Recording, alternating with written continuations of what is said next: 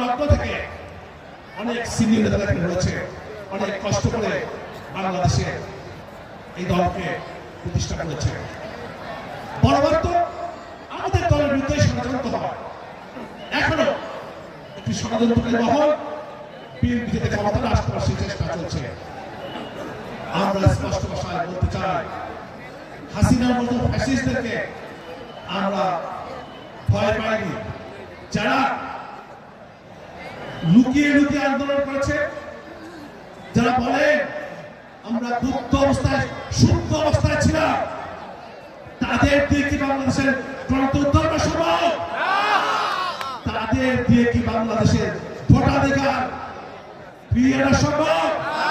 তাদের দিয়ে কি বাংলাদেশের উন্নয়ন সম্ভব?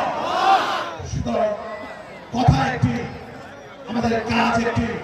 আমরা জিয়ার শরীফেরা আমাদের জীবনে সর্বশেষ রক্তবিন্দু দিয়ে একদিকে বাংলাদেশের স্বাধীনতা রক্ষা করব, অন্যদিকে বাংলাদেশের গণতন্ত্র প্রতিষ্ঠা করব, বাংলাদেশের মানুষের ভোটাধিকার ফিরিয়ে দেব। প্রিয় ভাইরা, আর নির্বাচনের মধ্য দিয়ে আমাদের দল ক্ষমতা আসলে এবার সারা বাংলাদেশের মধ্যে সবচেয়ে বেশি উন্নয়ন হবে এই পাবনা বেনারস সুন্দরবন।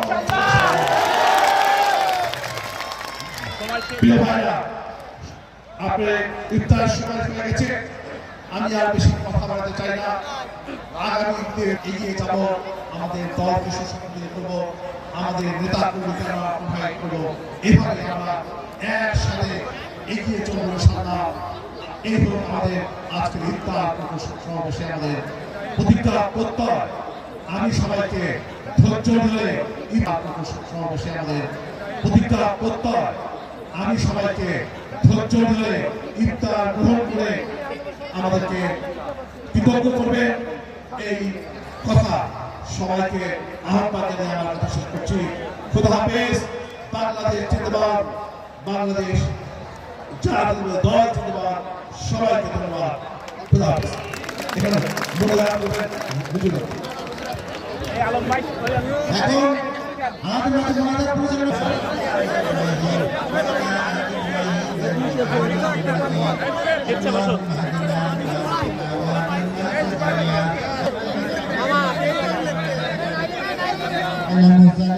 আলহামদুলিল্লাহ রাব্বিল আলামিন। ইফতার সবাই ইফতার